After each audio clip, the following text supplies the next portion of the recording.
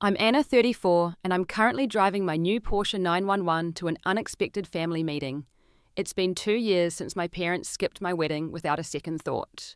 2 years of silence until yesterday, when my mum suddenly called after seeing my car on Instagram. Her voice was sweeter than I'd heard in years. I can't help but feel both amused and curious about what awaits me. Before I tell you about this surprising reunion, drop a comment letting me know where you're watching from and hit subscribe if you want to find out whether I parked my Porsche right in the middle of my parents' precious lawn. I grew up in a modest middle-class neighborhood in Seattle where everything seemed normal on the surface. My father worked as a mid-level manager at an insurance company, putting in long hours at the office and coming home with stories about corporate politics. My mother was an elementary school teacher, beloved by her students and dedicated to her classroom. Our house was comfortable, but nothing extravagant. A 4-bedroom home with a small backyard where neighborhood kids would sometimes gather to play. From an early age, I learnt that in our family dynamic, I was somehow invisible. Not literally, of course, but in all the ways that mattered to a child seeking validation and love. My younger brother Brian was the golden child, the center of attention, the one whose achievements were celebrated with enthusiasm and pride. He was naturally athletic, joining every sports team possible, and bringing home trophies that my parents displayed prominently in our living room. I still remember the custom-built trophy case my father installed one weekend. "This will fill up fast with all Brian's awards," he said proudly, while I sat quietly at the dining table working on my science project. That science project later won first place at the state competition, but it never found its way into any display case. Instead, I found myself constantly striving for recognition through academic excellence. I maintained a perfect 4.0 GPA throughout school, joined debate club, math Olympiad, and student government. I spent nights studying until my eyes burned, not just because I loved learning, though I did, but because I desperately hoped that maybe, just maybe, if I achieved enough, my parents would finally see me. There was one particular moment that crystallized this dynamic forever in my mind. My high school graduation day, where I was named valedictorian. I had worked tirelessly for this honor, and as I stood at the podium preparing to deliver my speech, I scanned the crowd for my family. The seats I had reserved remained empty until halfway through my address, when my parents and Brian slipped in quietly apologetic smiles on their faces. Later I learnt they had been at Brian's regional baseball game, which had gone into extra innings. "We're so sorry we missed the beginning," so my mother said afterward. "But Brian hit the winning run. Wasn't that amazing?" The conversation quickly turned to his game, my speech forgotten entirely. College offered a fresh start. I received a full scholarship to Stanford University, an achievement my parents acknowledged with casual nods and a quick, "That's nice, honey." When I packed up to move to California, there was no tearful goodbye, just a distracted hug from my mother and a reminder from my father to be careful with money. At Stanford, I flourished in the computer science department, discovering my passion for technology and entrepreneurship. I attended hackathons, joined tech clubs, and began developing ideas for startups. The distance from my family allowed me to find myself to understand that my worth wasn't tied to their approval. I called home less and less frequently, our conversations becoming brief exchanges of basic updates. The only family members who genuinely supported me were my maternal grandparents. Grandma Rose and Grandpa Joe would call me weekly, genuinely interested in my classes, my friends, my dreams. They had limited income from their pensions, but they somehow managed to send me care packages filled with homemade cookies and handwritten letters of encouragement. "You're going to change the world someday, Anna," Grandpa Joe would tell me. "We see that spark in you." Those words sustained me through many difficult days when self-doubt crept in. During my senior year, I launched my first startup attempt, a platform connecting college students with short-term employment opportunities. I poured my heart and savings into it, working between classes and late into the night. When the venture failed after 8 months due to technical challenges and funding issues, I was devastated, but determined to learn from the experience. When I shared the news with my family during a rare visit home, my father's response cut deep. "This is why you should focus on getting a real job like everyone else. These startup fantasies are just wastes of time and money." My mother nodded in agreement, while Brian smirked from across the room. No one asked how I felt or acknowledged the courage it took to try. That night I cried silently in my childhood bedroom, feeling more alone than ever. But something hardened in me then, a determination to succeed not just for myself, but despite them. The pain of their indifference became fuel for my ambition, though the emotional wounds ran deep and would take years to heal. I graduated from Stanford with honors, but I didn't attend the ceremony. Instead, I sent my grandparents my tassel and a photo. They were too elderly to travel, and I couldn't bear another half-attended milestone. It was the first time I chose to protect myself from disappointment, and while it felt sad, it also felt necessary. After graduation, I moved into a tiny studio apartment in San Francisco's Mission District. It wasn't much, barely 400 square feet with questionable plumbing and neighbors who fought loudly at 3 a.m. But it was mine, and it was a starting point. I found a job at a small tech company developing back-end solutions for e-commerce sites. The pay was modest, but it covered my rent and student loans, with just enough left over for ramen noodles and the occasional treat of actual fresh vegetables. My life settled into a routine of long hours coding weekend workshops to improve my skills and occasional meetups with fellow tech enthusiasts. I was tired, but fulfilled learning constantly and slowly building my professional network. My family rarely called, and when they did, the conversations were superficial. Yes, I'm fine. Yes, I'm eating enough. No, San Francisco isn't too dangerous. I never mentioned my dreams of starting another company someday. Their disinterest in my first attempt had taught me to keep my ambitions to myself. It was at a cybersecurity conference in 2018 that I met James. I was there representing my company, manning a modest booth and explaining our product to passers-by. He stopped by late in the afternoon when the crowd had thinned, and unlike most attendees who grabbed the free pens and moved on, he asked thoughtful questions about our encryption protocols. James was tall with kind eyes and a quiet intelligence that immediately drew me in. He worked as a software engineer specializing in security infrastructure and had recently moved to San Francisco from Boston. We ended up talking long after the booth should have closed, then continued our conversation over coffee, which turned into dinner, which turned into exchanging phone numbers. I've never met anyone who can talk about data encryption with such passion, he teased as we parted ways. It's refreshing. Our relationship developed naturally built on mutual respect and shared interests. James wasn't just brilliant at coding. He had a vision for how technology could solve problems and a natural ability to explain complex concepts in accessible ways. Unlike previous men I'd dated who seemed intimidated by my technical knowledge, James celebrated it. We challenged each other intellectually and supported each other emotionally. 6 months into our relationship, we were having dinner at a small Italian restaurant when I mentioned an idea I'd been contemplating for a new data security solution targeted at small businesses, a sector often overlooked by major security firms, but increasingly vulnerable to attacks. The problem is that existing solutions are either too expensive or too complex for most small businesses to implement. I explained, sketching on a napkin. But what if we created something affordable and user-friendly that still provided robust protection? James's eyes lit up. That's brilliant, Anna, and the market is enormous. By dessert, we were brainstorming technical approaches, and by the time we walked back to my apartment, we were discussing potential business models. Within weeks, we were spending every free evening and weekend working on a prototype. My tiny apartment became our headquarters, with whiteboards propped against walls and sticky notes covering every surface. We lived on takeout and determination coding until our fingers cramped and our eyes burned. There were challenges, of course. Our first attempt at the core algorithm had security vulnerabilities that took 3 weeks to resolve. We ran through our initial budget faster than anticipated. There were nights I woke up in a cold sweat, wondering if we were making another expensive mistake. But James never wavered in his belief in our vision, or in me. When we had a working prototype, I nervously called my parents to share our progress. I didn't expect enthusiasm, but I hoped for basic support. "That sounds risky," was my father's response. "Cybersecurity is a crowded field.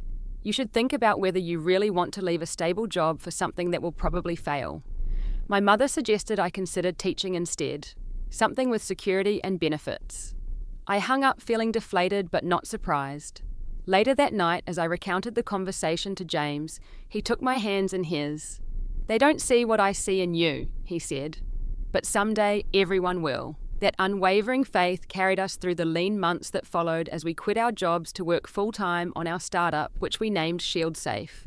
We lived on our savings, moved to an even smaller apartment to cut costs, and pitched our concept to anyone who would listen. We faced rejection after rejection from investors who thought we were too inexperienced or that our solution wasn't distinctive enough. Then came the breakthrough. After a pitch competition where we placed second, we were approached by Lydia Garcia, an angel investor with background in cybersecurity. She saw potential in our approach, and more importantly, in us as a team. "You two have something special," she told us over coffee the next day.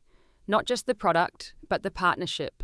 I want to be part of whatever you're building." Her initial investment of $300,000 wasn't enormous by Silicon Valley standards, but it was enough to rent a small office space, bring on 2 additional developers, and properly launch our beta product. The night we received the funds, James and I celebrated with a bottle of champagne on the roof of our apartment building, looking out at the city lights. As we toasted our future, James suddenly grew serious.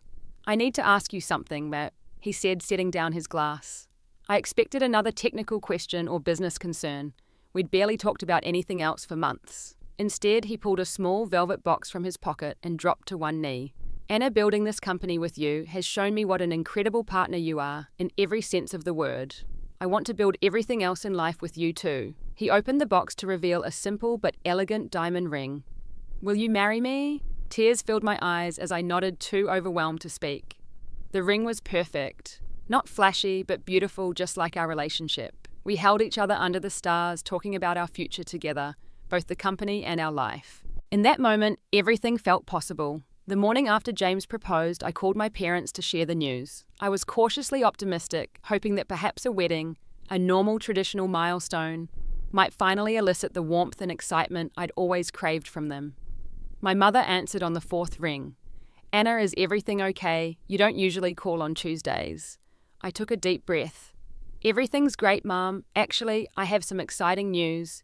James proposed last night and we're engaged." The pause that followed lasted just a beat too long.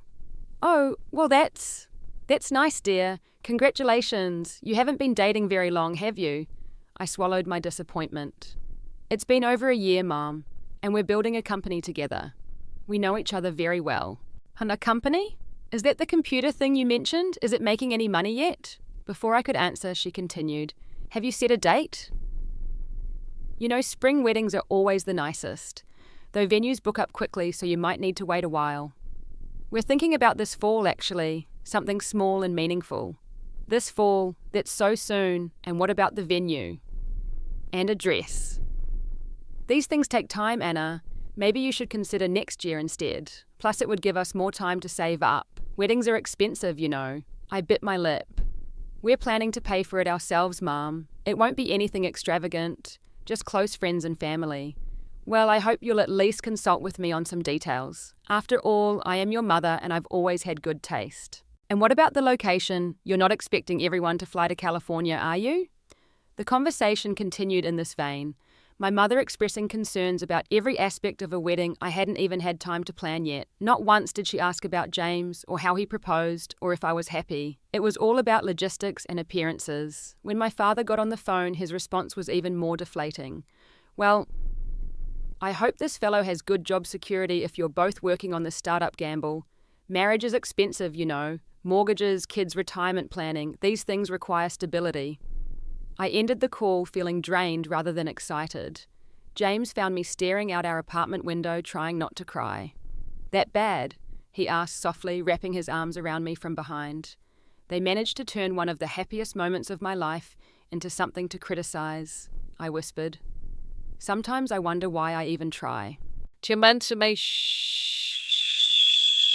"Because you're a better person than they deserve," James said, kissing the top of my head. "But this is our wedding. We'll make it perfect for us, not for them." Over the next few weeks, we settled on a date in October, just 6 months away, and found a lovely small venue in Napa Valley. A converted barn with strung lights and vineyard views. It was exactly the warm, intimate setting we wanted. We kept our guest list to 50 people, friends, colleagues, James's loving family, and my grandparents and parents. When I called my mother with the details, her disapproval was immediate.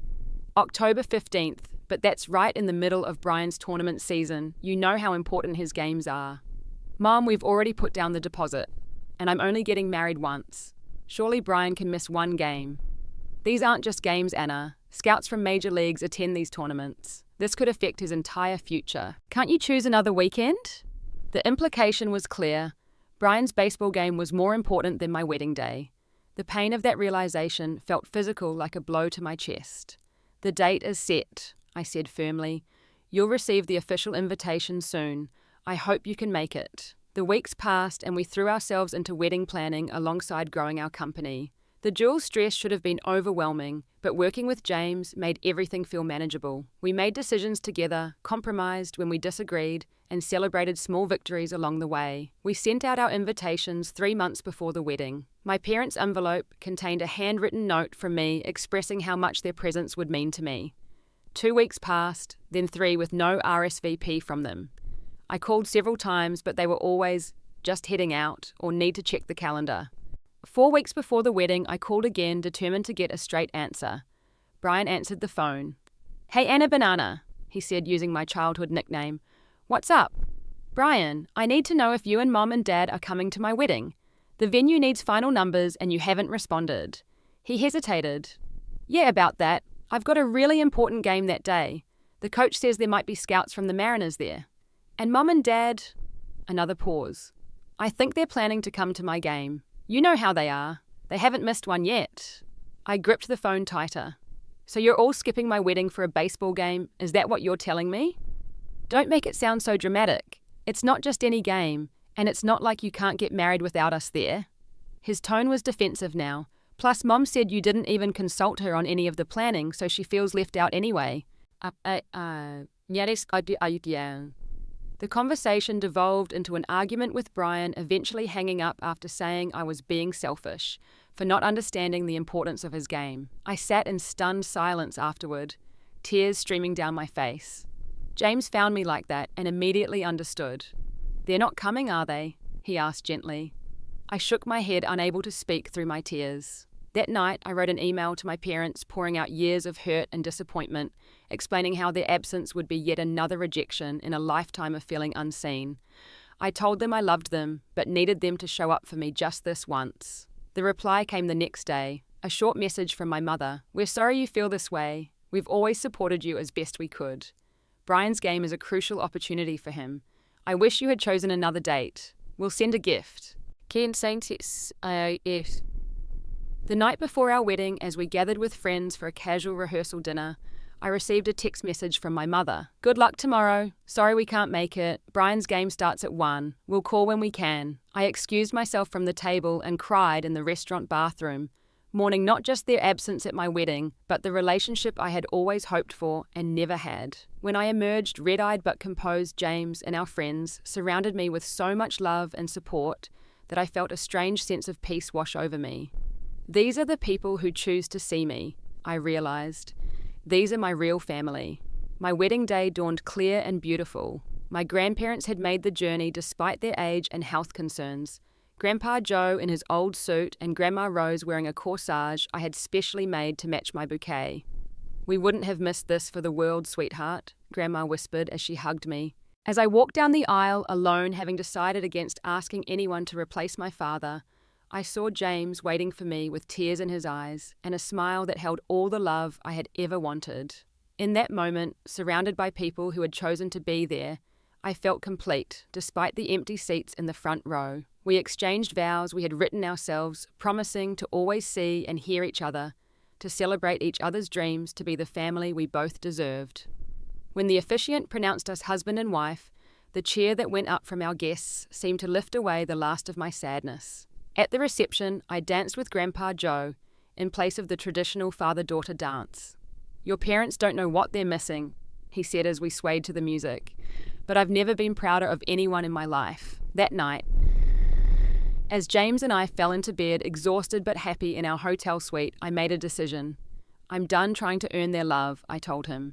"From now on, I'm focusing on the people who actually want to be in my life." James kissed me softly. "That's the healthiest choice. And I'll be right here beside you every step of the way."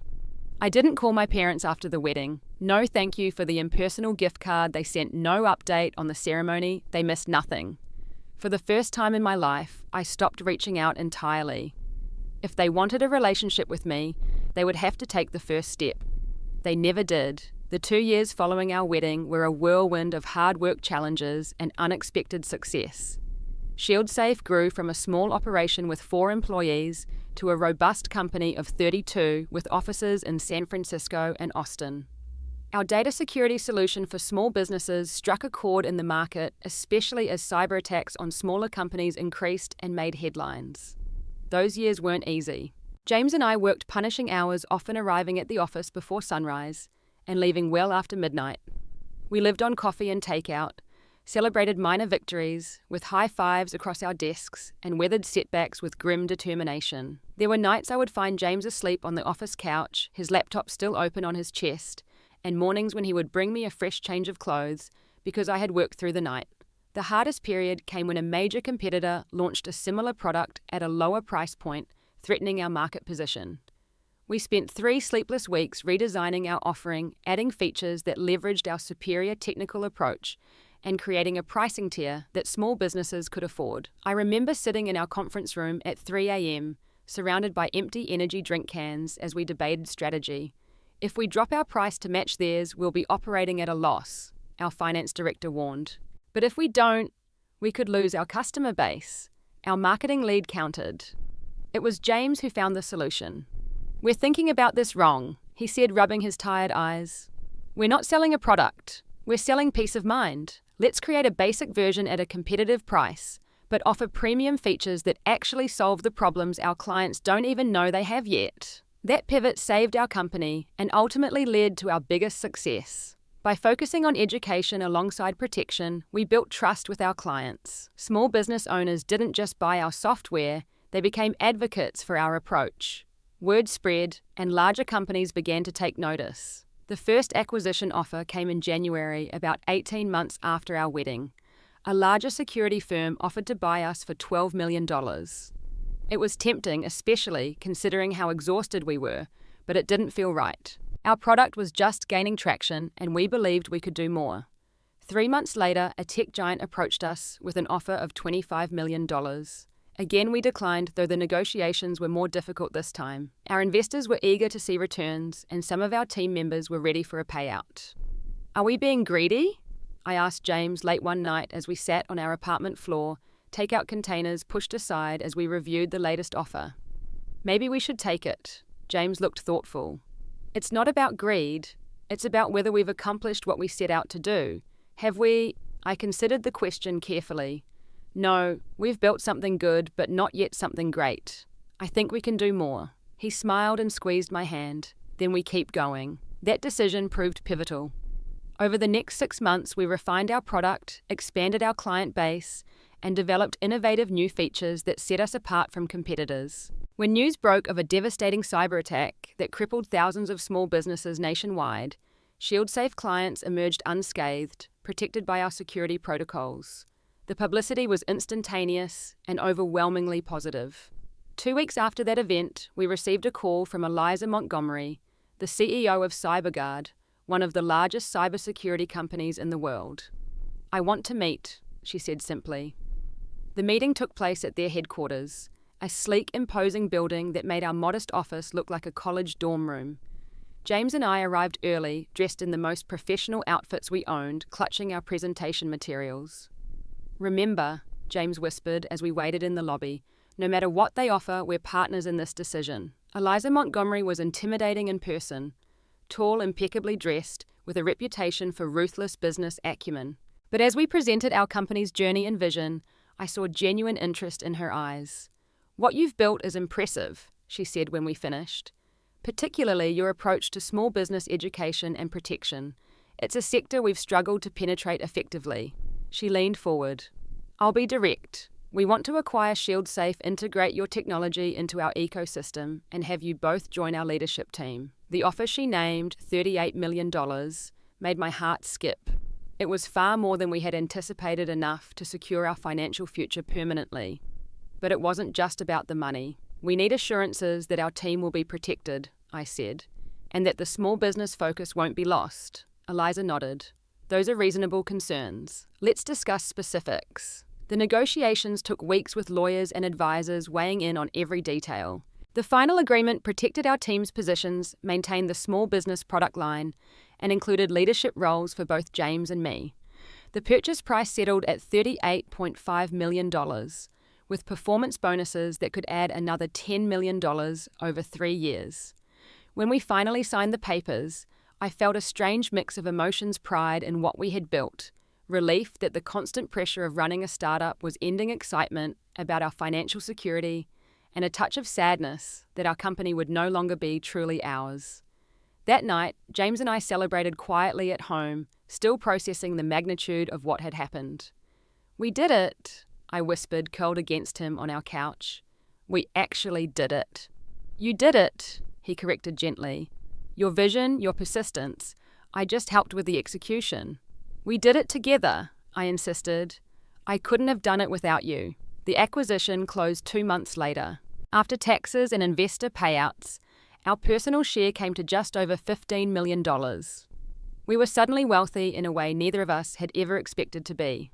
For weeks, we barely touched the money, almost afraid to acknowledge its existence. We kept living in our modest apartment, driving our aging cars, eating at the same inexpensive restaurants. "We should do something," James said one evening. "Something to mark this change in our lives. Something just for us." The next day, he took me to a Porsche dealership. "You've always admired these, he said, as we walked through the showroom. "You've earned something special." I protested, it seemed so extravagant, but James was insistent. "This isn't just a car. It's a symbol of everything you've overcome, everything you've achieved, despite the people who should have supported you and didn't." We left the dealership that day as the owners of a sleek midnight blue Porsche 911 worth $189,000.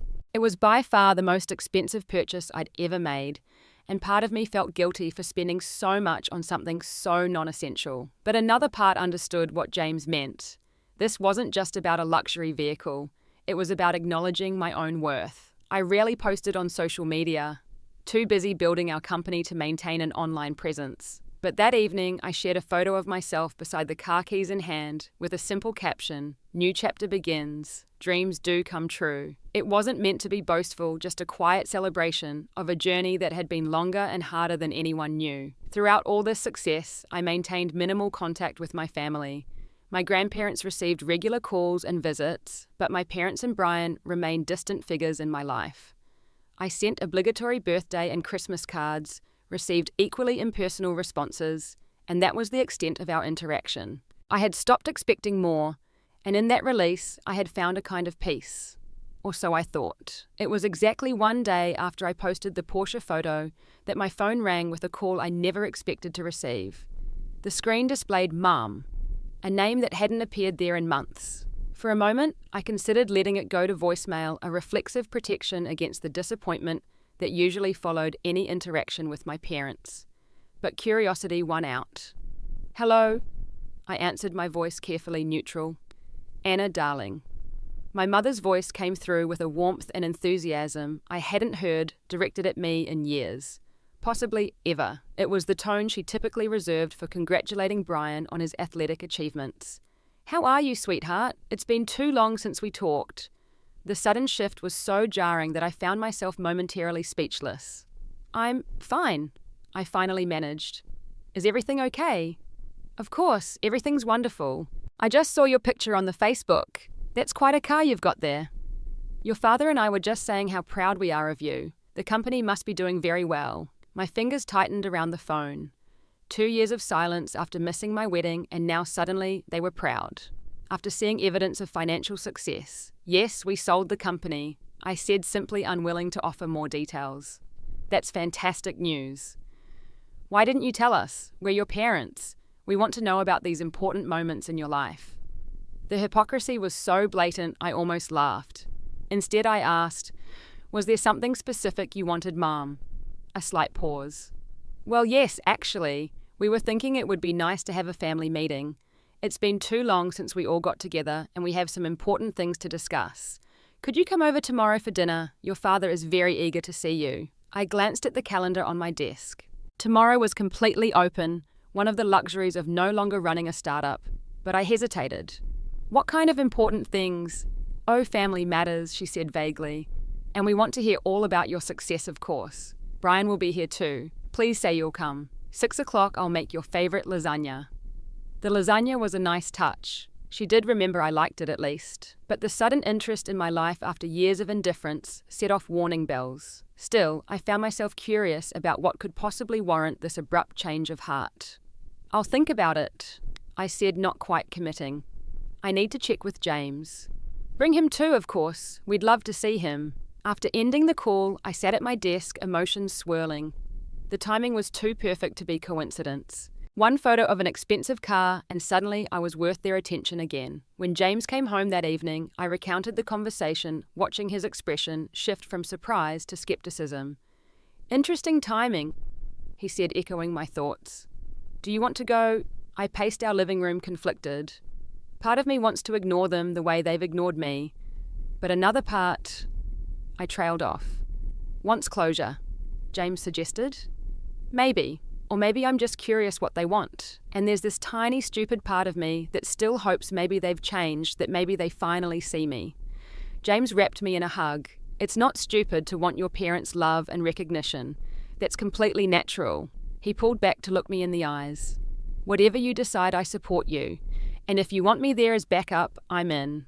I shook my head. I think this is something I need to do alone. But thank you. That night, I barely slept, running through every possible scenario for the dinner. Were they genuinely trying to reconnect? Did they need money? Was Brian in some kind of trouble? Or was this simply a case of suddenly noticing me now that I had visible success? By morning, I had made up my mind. I would go, but with clear boundaries and expectations. This wasn't about reconciliation, at least not yet. This was about understanding what had prompted this sudden outreach, and perhaps finally addressing years of built-up hurt. I called my mother to confirm. I'll be there at 6, I said. But just me, not James. Oh, she sounded disappointed. We were hoping to see him too. Maybe another time, I said, though I wasn't sure there would be another time. The day of the dinner, I spent hours deciding what to wear. It seemed like such a trivial concern, but it felt important to present myself correctly. Too casual might suggest I didn't care. Too formal might seem like I was trying too hard.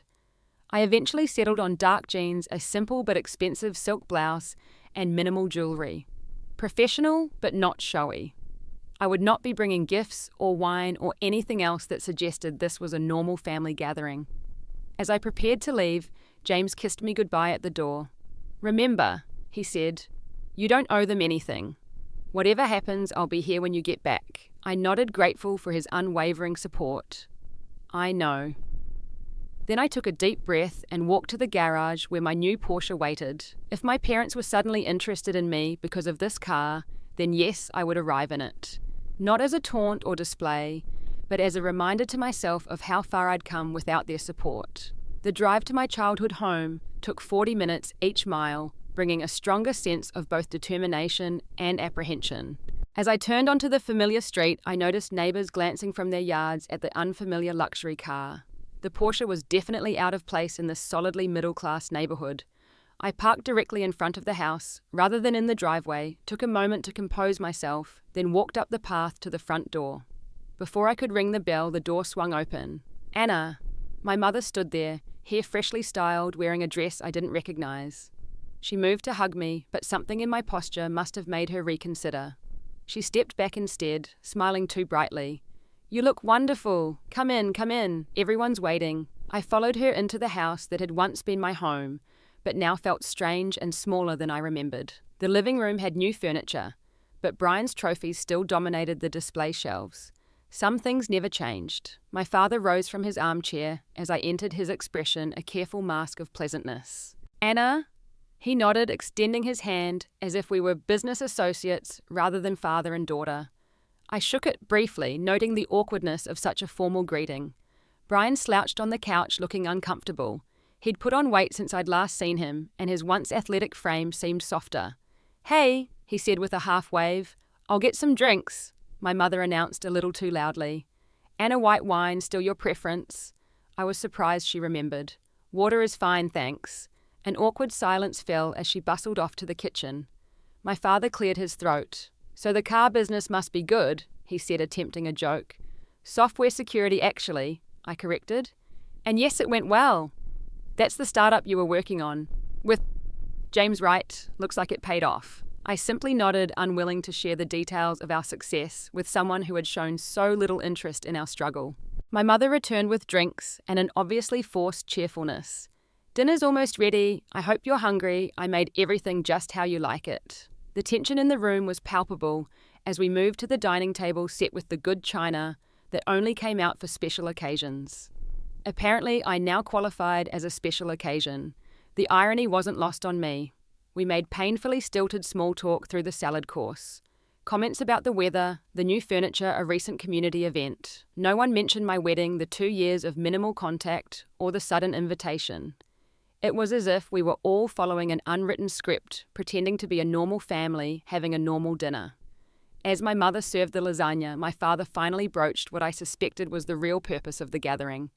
So Anna, he began, his tone shifting to something more serious. We've been thinking a lot about family lately. Have you?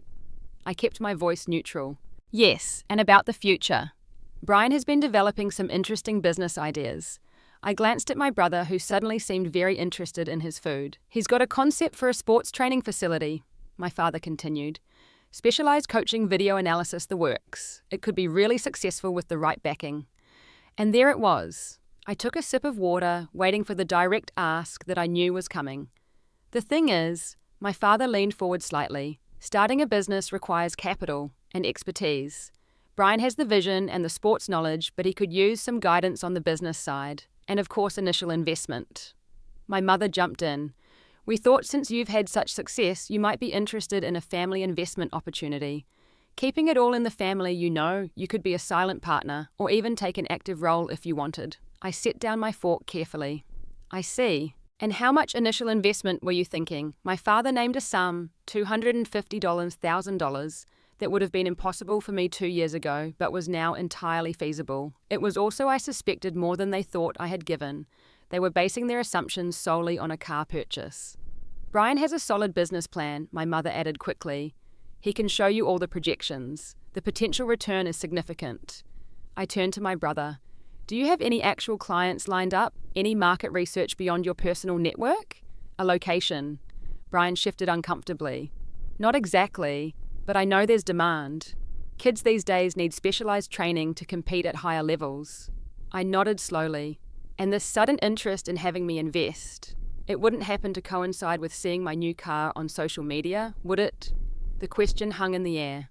My mother laughed nervously. Don't be silly, Anna. We've been wanting to reconnect for ages. We thought you might need some space after everything. Everything. I repeated the word flatly. You mean after you all skipped my wedding for a baseball game? The room fell silent.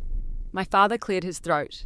That was unfortunate timing. We've always supported you, Anna. Maybe not in the ways you wanted, but we did our best. Something inside me broke at those words. 2 years of silence, decades of feeling invisible, and now this transparent attempt to access my newfound wealth, all excused as doing their best. Let me make sure I understand, I said quietly. You haven't spoken to me in 2 years. You missed my wedding for a baseball game. You've never once asked about my company or shown any interest in my career. But now that you've seen I have money, suddenly you want a family investment and to reconnect. That's not fair, my mother protested. We've always been supportive. When I challenged. When have you ever supported my dreams or achievements the way you supported Brian's? When have you ever shown up for me the way you showed up for him? We paid for your education, my father said defensively. I had a full scholarship. You didn't pay a dime for Stanford. Well, we raised you, put a roof over your head. Not everyone gets the advantages you had. I felt a calm clarity settling over me. You did the basic minimum required of parents, yes, and I'm not ungrateful for that. But let's not pretend there wasn't a clear favourite in this family, or that you ever gave me the emotional support you gave Brian. My brother looked up sharply. That's not true. They just supported us differently because we needed different things. Really? Remember when I was valedictorian and you all showed up halfway through my speech because your game went long? Remember when I won the state science competition and no one came because you had baseball practice? Remember when I got into Stanford and the conversation lasted all of 2 minutes before turning to your college prospects? Brian had the grace to look uncomfortable. I didn't ask them to prioritize my stuff. I know you didn't, I said, my voice softening slightly. This isn't about blaming you. It's about acknowledging the reality of how this family has functioned. I turned back to my parents. And now you want me to invest $250,000 in a half-baked business idea because suddenly, now that I'm successful, you remember I exist. Do you realize how that looks? How that feels? My father's face had grown increasingly red. You're twisting things. We're offering you an opportunity to be part of something as a family. If you're too selfish to see that... Dad, Brian interrupted, surprising me. Stop. She's not wrong. He looked at me. I did try to get them to come to your wedding. I told them my game wasn't that important. They wouldn't listen. The admission hung in the air, a confirmation I hadn't expected. My mother's eyes filled with tears. We never meant to hurt you, Anna. We thought you were always going to be fine. You were so smart, so self-sufficient. Brian needed more encouragement, more support. I needed you too, I said quietly. I just learned to stop asking for it. The dinner that had been so carefully prepared sat cooling on our plates, forgotten in the wake of truths finally spoken aloud. For the first time, I wasn't backing down or accepting their narrative. It felt both terrifying and liberating. The silence that followed my words felt eternal. My father stared at his plate, my mother dabbed at her eyes, and Brian looked genuinely conflicted. I waited, wondering if this moment of honesty would lead to meaningful change, or just more defensiveness. Finally, my father spoke. So you won't help your brother. After all your success, you can't spare anything for family. And there it was. The guilt trip, the attempt to make me feel selfish for establishing boundaries. In the past, it might have worked. Not anymore. I didn't say I wouldn't help Brian. I clarified, my voice calm. I said I won't be manipulated into it through a sudden family reunion that only happened because you saw my car. I turned to my brother. If you have a serious business proposal, I'm willing to look at it. Not as an investor expecting financial returns, but as a sister who wants you to succeed. But it needs to be a real plan, not just an idea. Brian looked surprised. Really? You'd still help after everything? You're my brother. Despite our parents' efforts to pit us against each other, that still means something to me. But, I added firmly, this needs to be separate from whatever is happening here tonight. My mother's tears had stopped, replaced by a calculating look. You mentioned you sold your company. Was it a significant amount? The transparency of the question was almost laughable. Mum, I'm not discussing my finances. The fact that you're asking confirms everything I just said about why we're suddenly having this family meeting. That's unfair, my father protested. We're just trying to understand your situation. No, you're trying to assess how much money you might be able to get from me. I stood up from the table. I think I've heard enough. As I moved toward the door, my mother rushed after me. Anna, please don't go like this. We can work things out. We're family. I turned to face them one last time. You know what's sad? You had a daughter who would have done anything for your approval for just a fraction of the attention and love you gave Brian. I would have shared my success with you willingly if you had ever even once shown genuine interest in me before I had something you wanted. I looked at each of them in turn. I didn't come here tonight ready and expecting a miraculous reconciliation, but I did hope for some honesty. Maybe an acknowledgement of the past or an apology. Instead, I got a sales pitch for Brian's business idea. My father stood now too. You think you're so much better than us now with your fancy car and your millions? But we're the ones who raised you. You owe us. I don't owe you anything, I interrupted, surprised by my own steadiness. And I never said anything about millions. That calculation just happened in your head. I took a deep breath. Look, I'm not closing the door forever, but any relationship we have going forward needs to be built on mutual respect, not on what you think you can get from me. Brian, I turned to my brother. My offer stands. If you're serious about your business, email me a proper business plan. I'll help you develop it into something viable. With that, I walked out, ignoring my mother's calls to come back. The evening air felt cool and refreshing after the stifling atmosphere inside. I got into my Porsche now, understanding fully why James had insisted on buying it. It wasn't about the luxury or status.